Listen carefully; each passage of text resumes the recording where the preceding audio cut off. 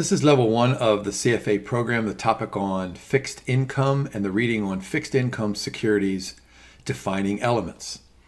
This is the first in a series of fixed income readings and really serves as an introduction. And you'll see the learning outcome statements. There's a lot of define and describe.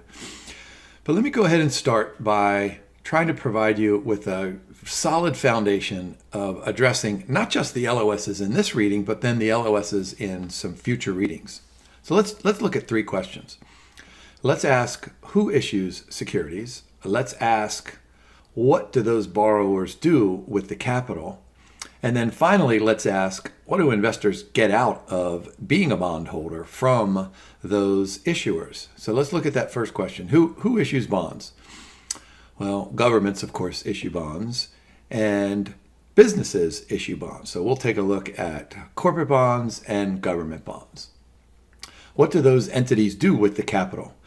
Well, corporations use it to primarily finance the investment in wealth-increasing projects, although the proceeds can also be used for other things like mergers and acquisitions and maybe to pay a dividend and maybe to change the capital structure on the right-hand side of the balance sheet. Governments issue bonds in order to finance their budget deficits.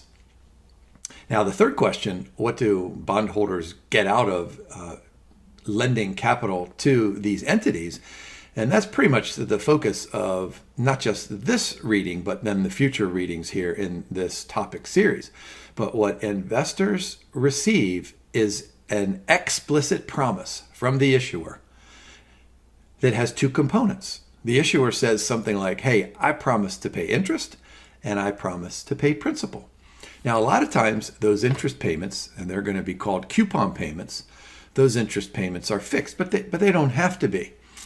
And then the principal amount in almost all cases is going to be $1,000 of a par value. And as you look through these LOSs, there's describe and compare and describe.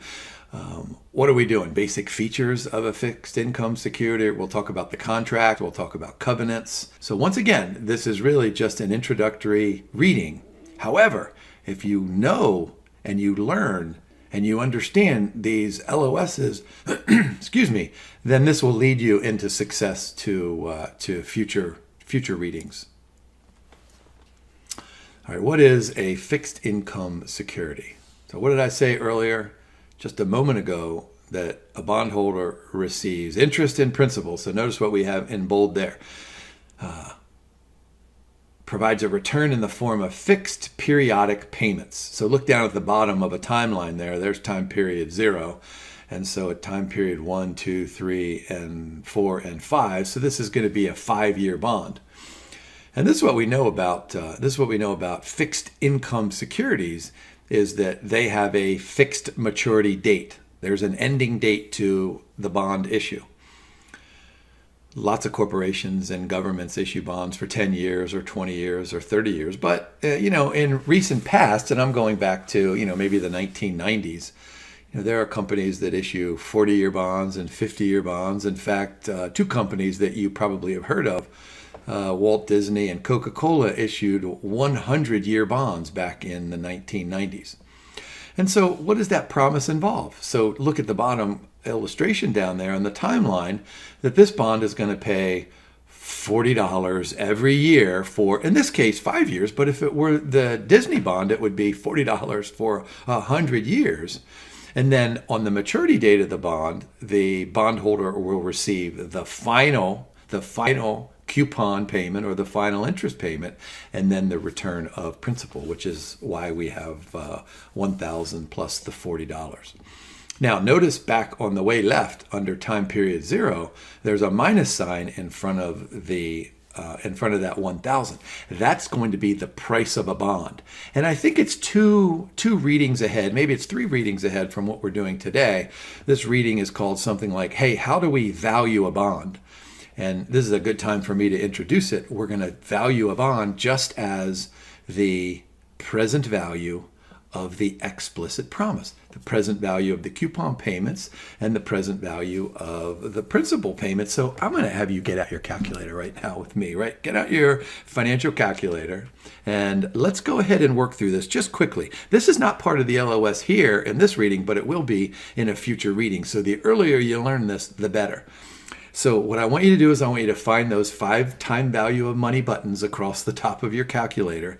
You know, they read things like PMT and FV and I. So let's do this. Let's do the 40, right? Let's do 40 and hit PMT. And that's our coupon payment. That's the ordinary annuity. Let's hit 1,000 and let's hit future value. And let's do 5 is N. And then we need an I in here. And what's happened in this question here on the slide is we haven't really given you much of an I. But let's go ahead and just assume that this I is 4%. So do an I, so do 4 of I. And then we're going to solve for present value. And let's just hit present value. And lo and behold, what do you get? Oh my goodness gracious, you get $1,000. So that's the price of this fixed income security today. Now, I'll go over some really, really good examples in future slide decks. But for now, let's remember that the price of a bond is simply the present value. So price and present value mean the same thing. The present value of those future cash flows. Now, let's quickly go through some of these bullet points here, also called debt securities, right? Fixed income, bonds, debt securities, right? We know that. The payments of a fixed income security are known in advance. Of course, when Coca-Cola or Walt Disney issues this bond, they'll say something like, hey, we're going to pay you 4%. That's called a coupon payment. A 4% coupon rate will pay you $40, 4% of $1,000 every year for 100 years. Now, in this case, it was just 5 years. So when you read, as a bondholder, when you read the prospectus or look at the indenture, you'll read all of these terms: 100-year bond, 4% coupon, etc. Now, here's just a quick picture of an illustration of what, and this is probably pretty much in the old days when corporations and governments would issue bonds, they would actually, give you a certificate. And so there's a coupon rate on there, there's terms, there's all sorts of stuff in there. All right, who are the issuers, right? So this is what we said. Issues can be governments, corporations, other legally recognized entities. We'll talk about them in just a second. And they can be these supranational organizations, so sovereign governments, both at the federal level and at the local level. But then oftentimes there are groups of organizations between and among countries that get together that can issue bonds. So what they do is they say, hey, you know what? We need a bunch of money. Maybe it's 100 million, maybe it's 5 billion. And what they do is these issuers appeal to bondholders throughout the world. And they do this in increments of $1,000 so that you and I can afford to buy any kind of a bond. So just think of this bond issue as a loan. What do you and I do? We go down to the bank and we borrow money to buy a car and to buy a house and to help our children pay for their education and all sorts of other things. Well, corporations do the same, but they issue a bond so that they can raise huge amounts of capital. I mean, imagine if we wanted to borrow. Let me just come up with some crazy number here that even Hollywood people couldn't imagine. Suppose we wanted to borrow $6 billion to build a house. I can't even imagine what that house would look like. But if we went to one bank and said, hey, can you lend us $6 billion to buy the house? Even if we were super wealthy, right? The bank would say, gosh, that's way too much. We'll lend you $200,000. So then we'd have to go to a whole bunch of banks to raise that capital. And this is what the bond market does for us.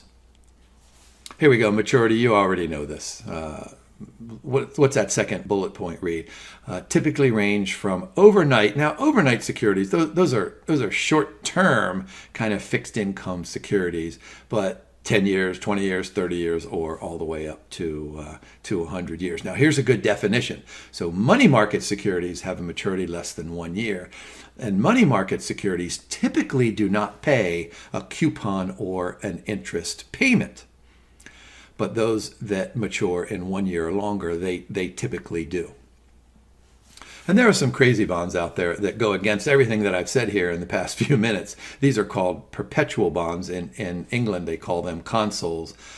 They were fairly popular, maybe 50 years ago or so, but I don't know that the consols are issued much anymore because there is no maturity date. They just go on in perpetuity, kind of like a share of stock. Let me tell you a quick personal story. In 1981, when I was sitting in my very first financial accounting class, a professor, and by the way, I was in such a big class that there were, I don't know, maybe 3,000 people in this gigantic auditorium. And the professor kept saying something like, okay, a bond has a face value, and a bond has a principal, and it has a maturity value, and it has a par value. And he kept using all these terms. And I was thinking, man, this is a lot of terminology. And I thought, why does he keep changing? They all sound like they're $1,000. And I was tempted to raise my hand, but, back in those days, I was a little bit shyer than I am now. Plus, there were thousands of people in there. So I read the book, read the textbook. That's always a good thing. And it said, hey, these things pretty much all mean the same. And in almost all cases, that par value is $1,000. Coupon rate, this is what I was saying. Think of the coupon rate as the interest payment. We're going to get the coupon payment from the coupon rate. And what did we do back here? Let me just go back and remind you quickly here. So notice we have $40 every year for 5 years. So this was a 4% annual coupon rate. You take 4% times the 1,000 to get the annual coupon payment. And that annual coupon payment is the interest payment. Now, notice that second bullet point down there. Most bonds, they're kind of considered conventional bonds. Most bonds pay a fixed coupon rate. But organizations, corporations, and governments, they don't have to pay a fixed 4% for 5 years, or Disney doesn't have to pay a fixed 4% for 100 years. I mean, they could make it up. They could say, look, I'll pay you 2% first year, I'll pay you 12% the second year, I could pay you 40% in the third year. But bond issues typically aren't that crazy, and so they're typically fixed, but they can also be floating. And look at the bottom arrow point. Floating rate consists of a market reference rate plus some type of a spread. And that market reference rate historically has been LIBOR, the London Interbank Offered Rate. But I'm guessing that many of you know about LIBOR and the scandal. And so we're moving away from LIBOR and we're moving towards other kinds of market reference rates. One of them is the secured overnight financing rate, sometimes referred to as SOFR. And there are lots of other rates out there. I mean, I could come up with my own Jim's reference rate if I wanted to. But essentially, those reference rates are short-term rates that involve somehow bank-to-bank loans that probably have a very short-term maturity. So we start with that rate, and then we add some kind of a spread that reflects things like, maybe default risk on the bond. And we'll talk at length about that in future readings. As you can imagine, bonds can be issued in any currency. Of course, they can be issued in New York or London or Tokyo. Even Santa Claus could probably issue his bond and call these the North Pole bonds. But lots of these large corporations like Disney and Coca-Cola that I mentioned earlier, they have the power, the magnanimous ability to issue bonds in different currencies.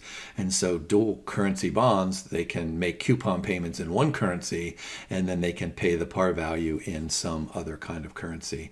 And so there's really nothing preventing Walt Disney from issuing a bond, with Santa Claus at the North Pole or in Tokyo or in Australia, and then using the proceeds, converting them to another currency. It wouldn't have to be the US dollar, could be the Canadian dollar, could be, whatever currency Santa Claus uses at the North Pole.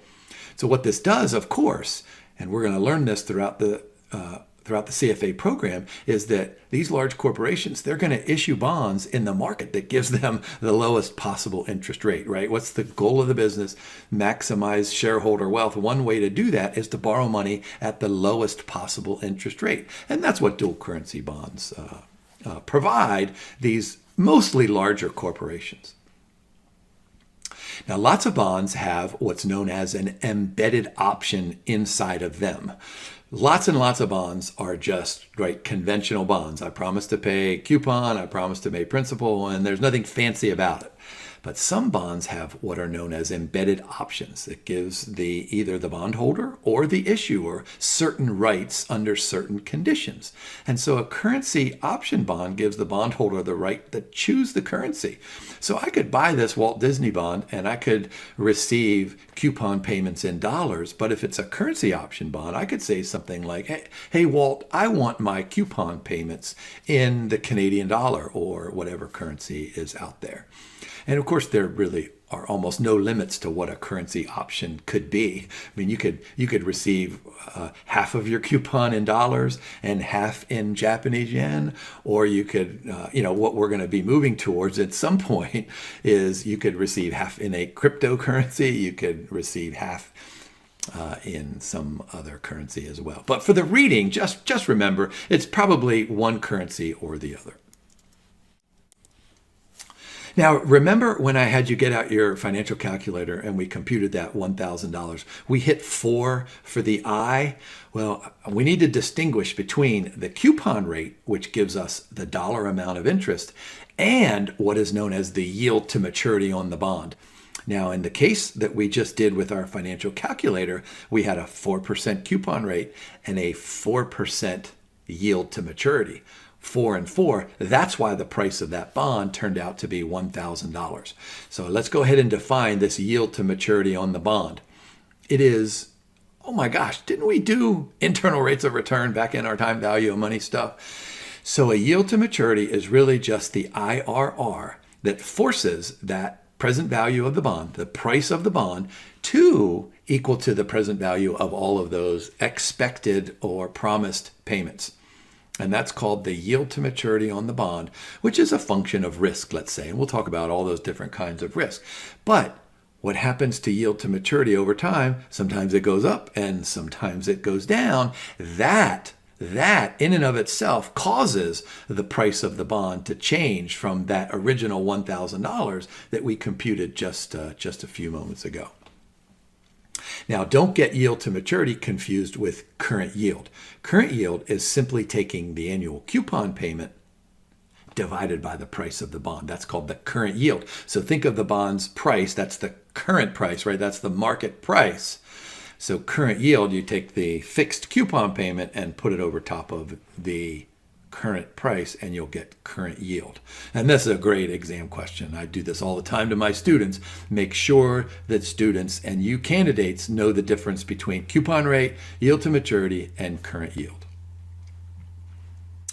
Now, remember what I said at the introduction. I said something like, what the issuer does is make an explicit promise. And I picked that term specifically because the explicit promise has its basis in legality. And so what we call this bond indenture is the legal document that outlines the obligations of the issuer. And so pretty much the document, I mean, it's, you can read these things. They're thousands of pages long, not quite thousands. I exaggerate a lot and embellish, but they're long documents. But somewhere in there, they have the coupon rate, the maturity date, and any right of the bondholder, which involves some of those embedded options that I talked about earlier, or some other kind of features that we'll do here in a slide or two. Yeah, so notice what happens down there in that bond, in that illustration that we have. So over on the left-hand side, we have the issuer, right? The corporation or the government entity. Over on the right-hand side, under the blue, we have the bondholders. Those were kind of us, thinking about us as the bondholder. And so this is the image that I give my students all the time. I say, hey, this is what the executives of a corporation do, or what the representatives of a government do. They pick up the phone and they call the bondholders and they say, hey, can you lend us a bunch of money? We're going to do this and this with it, and I promise to pay you coupons and principal amount. And so I give my students this kind of, an image that illustrates the intimate relationship between the issuer and the bondholder. But then I tell them that, of course, this really doesn't happen. I mean, the executives don't pick up the phone and call the bondholders because there's a middle person in there. So there's the trustee. It's probably some kind of a financial institution that does lots and lots of stuff. And inside of those trustees' obligations are to making certain that the issuer over on the left-hand side does all the stuff that is outlined in this legal document, and that the bondholders get all the stuff that they are duly and legally the rightful owners of. Let's see. A plain vanilla bond has a standard template. Yeah, sure, that makes a lot of sense. Exotic bonds have tailored and long indentures. So this can be, what did I say earlier, 1,000 pages. Well, I promise you, unless you're a lawyer, you don't want to read all these things. But it's probably worth it to do a quick search just to take a look at this for 10 or 20 seconds.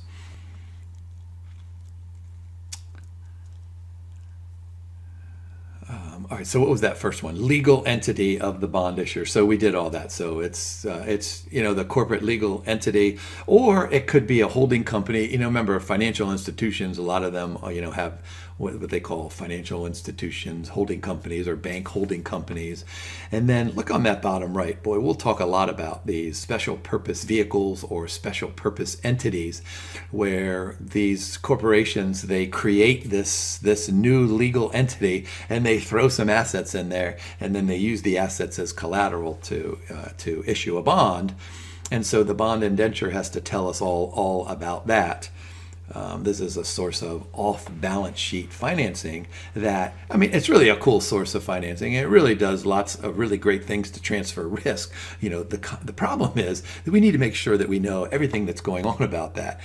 Think Enron. Those of you who are old enough to live through Enron, somewhere around the year 2000, they had a bunch of these special purpose vehicles, and they told us that they threw a bunch of assets into this thing, but they didn't throw any assets in there, and they ended up borrowing a lot of money, and they faked us all out. All right, source of repayments. All right, you ready for this? So corporations issue bonds, what did I say earlier? To invest in wealth increasing projects. And so what do those wealth increasing projects do? Well, they generate cash flows. So corporations repay these bonds by the cash flows from operations. Now, governments, on the other hand, they have an interesting kind of a source of repayment. If this is a federal government, then what does the federal government do? It issues these bonds to, what did I say earlier? To finance budget deficits. Well, the federal government can always just raise tax rates and impose taxes on all sorts of people out there to repay these loans. And of course, that works down at the local level too. Here in the United States, we have 50 states, so states can issue bonds, and cities can issue bonds, and counties can issue bonds. Some countries call them provinces, and they have other names. But look at that second arrow point, supranational organizations. So what did I say earlier? That these are organizations that take components from different countries. These are supranational, so in between or among nations. And I always tell my students about one of my favorite supranational organizations called the African Development Bank. And what the African Development Bank does is they issue a bunch of bonds. And I encourage you to go to its webpage, because they issue bonds to help all of the people who live in Africa. And so they have agricultural needs, they have water needs, they have social needs. And so they issue bonds. And these bonds have, they can have a fixed coupon rate, they can have a floating coupon rate, they can mature for 10 years or 20 years or 40 years. But what they do is they make capital available, and they make loans to individuals and other organizations who have these entrepreneurial ideas about how to improve the quality of life in the continent of Africa. And so how does the African Development Bank repay its bond issue? Well, through all of the loans that it makes and all of the programs that provide cash flows. And then skip down to the bottom. Boy, we're going to have great conversations about asset-backed securities. Now, this is probably an introductory concept to many of you, but asset-backed securities are a larger asset class. One security inside of this is known as a mortgage-backed security. I bet you know all about mortgage-backed securities from the financial crisis in 2008. How about collateral or backing? And so a lot of corporations, they can issue unsecured bonds. They can just say, you know what, we're big enough. We don't need to tie anything to a specific asset. But many corporations and many bondholders prefer that there is some kind of a backing. So senior ranked bonds, these are probably secured bonds that are secured with a specific asset. So you think of Walt Disney, what does Walt Disney do? What kind of assets? I mean, it has the theme park, right? And it has TV, and it has movies, and it has production sets, and whatever else goes into that. So they could issue a bond and tie that to the asset, so that if Walt Disney couldn't repay the loan, then the bondholders would force them into bankruptcy court, and the judge would say, okay, you now have possession of a theme park, and the bondholders don't really want to run the theme park. They would sell it. Different types of collateral in terms of the legal document inside of this indenture. Collateral trust bonds, mortgage bonds, equipment trust certificates. Those equipment trust certificates were pretty much the origination of collateral. These go way back, 150 years ago to the railroad industry inside of the United States.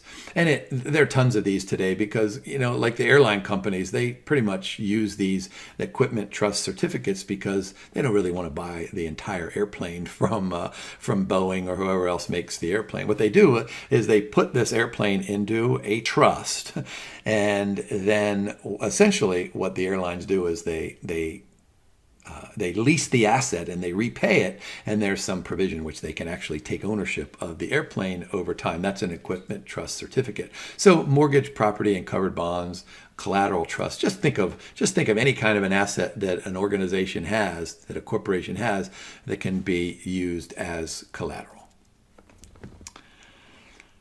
Credit enhancements. These are super cool things. Let's suppose I issue a bond for let's just say $1 million, and I use an asset that I have that cost me $1 million. I mean, that makes sense, right? Well, the bondholders are going to take a look at me, and then they're going to take a look at the asset, and they're going to say, boy, there's some risk involved there. Maybe it's not nearly as collateralized as we would like it to be.